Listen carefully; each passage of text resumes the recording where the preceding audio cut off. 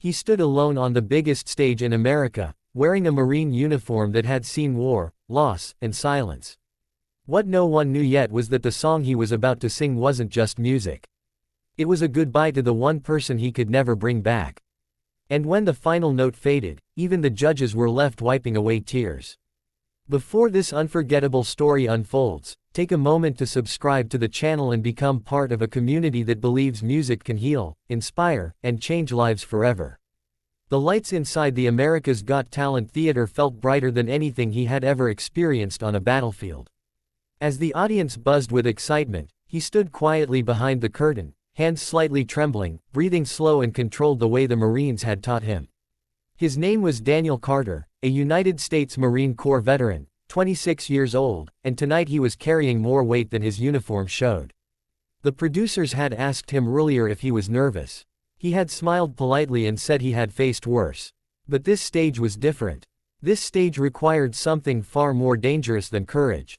It required vulnerability. Daniel had grown up in a small Midwestern town where everyone knew everyone. His childhood was simple, sometimes difficult, but always filled with one constant presence, his mother, Linda. She was the kind of woman who worked long hours, came home tired, and still managed to make dinner feel like a celebration. When Daniel was young, she would sing while washing dishes, old soul songs and soft rock ballads, never perfectly in tune, but always with heart. Music became their language. When money was tight, they shared headphones. When words failed, they shared songs. Daniel's father left when he was 8. From that moment on, it was just the two of them. Linda became his cheerleader, his coach, his emotional shield. When Daniel talked about joining the Marines after high school, people questioned him. Linda didn't. She hugged him, held his face in her hands, and told him to be brave, but also to come back home. That promise stayed with him through boot camp, through deployments, through nights where sleep never came. During his second deployment overseas, everything changed. Daniel was stationed thousands of miles away when he received the call that would permanently divide his life into before and after. His mother had collapsed at work. By the time help arrived, it was too late. A sudden aneurysm. No warning. No goodbye. The Red Cross message reached him while he was on base. He remembers the words clearly but says the sound disappeared.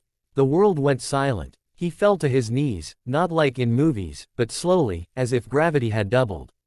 Daniel was granted emergency leave, but he didn't make it in time. The funeral was already over when he arrived back home.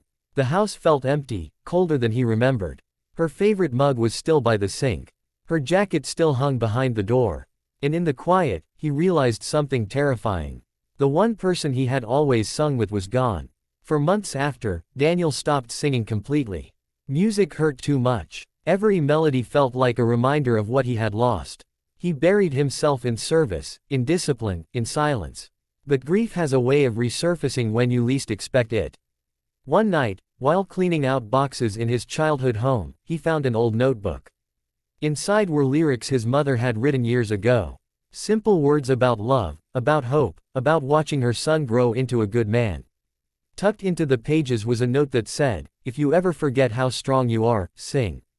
That moment cracked something open inside him. After completing his service, Daniel struggled with civilian life. The structure was gone. The mission was unclear. But one thing remained constant. That notebook. Slowly, quietly, he began singing again. At first alone. Then at open mics. Then small local events. People noticed something different about him. His voice wasn't perfect, but it carried pain, honesty, and depth that couldn't be taught. A friend encouraged him to audition for America's Got Talent. Daniel laughed it off at first. That stage felt too big. Too exposed. But the idea kept returning. Not for fame, not for money, but for closure. He wanted to sing one song, one time, for the woman who had given him everything. The day of the audition arrived. Daniel wore his Marine uniform, not for sympathy, but because it was part of his story. When he walked onto the stage, the judges smiled warmly. Simon Cowell leaned forward, curious. Terry Crews gave him an encouraging nod from the side. Simon asked why he was there. Daniel took a breath. He spoke calmly, but his eyes betrayed him. He said he was there because of his mom.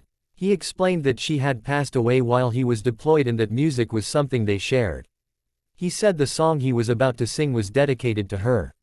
The room shifted. There was no dramatic pause, no forced emotion.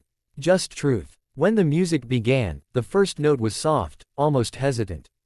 Daniel's voice filled the theater slowly, like a memory unfolding. The lyrics spoke of loss, of distance, of love that doesn't end with death. As he sang, images flashed on the screen behind him. Photos of him as a child with his mother. Her smiling face. Their life together. Halfway through the song, his voice cracked. The audience held its breath. Daniel closed his eyes and kept going. By the time he reached the final chorus, there wasn't a dry eye in the room. Heidi Klum covered her mouth. Sofia Vergara wiped tears from her cheeks. Even Simon Cowell, known for his tough exterior, looked down, visibly emotional.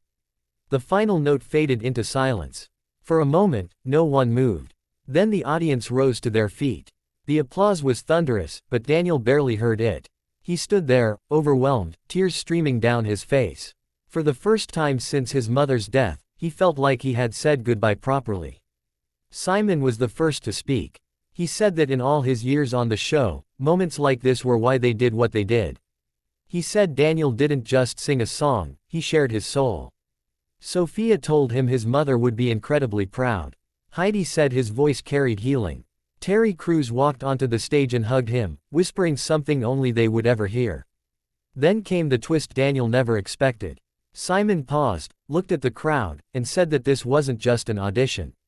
It was a moment. And moments like this deserve to be remembered. The buzzer didn't go gold that night, but something even more powerful happened. The clip went viral within hours. Millions of people shared it. Veterans reached out. Mothers commented. Sons and daughters wrote about their own losses. Daniel received messages from people who said his song helped them cry for the first time in years. In the weeks that followed, Daniel advanced in the competition. Each performance carried the same honesty, but nothing ever felt as raw as that first song. And that was okay. He had already accomplished what he came to do. On the night of his elimination, Daniel smiled. He wasn't sad. He had found peace. He later said that stepping onto that stage helped him understand that grief doesn't disappear, but it can transform into something meaningful. Today, Daniel continues to sing. He performs at veteran events, charity concerts, and small venues across the country. He always dedicates one song to his mother. Before he sings it, he tells the audience the same thing. Every time. This one's for anyone who's lost someone they love. And somewhere, in the quiet between the notes, it feels like Linda is still singing with him.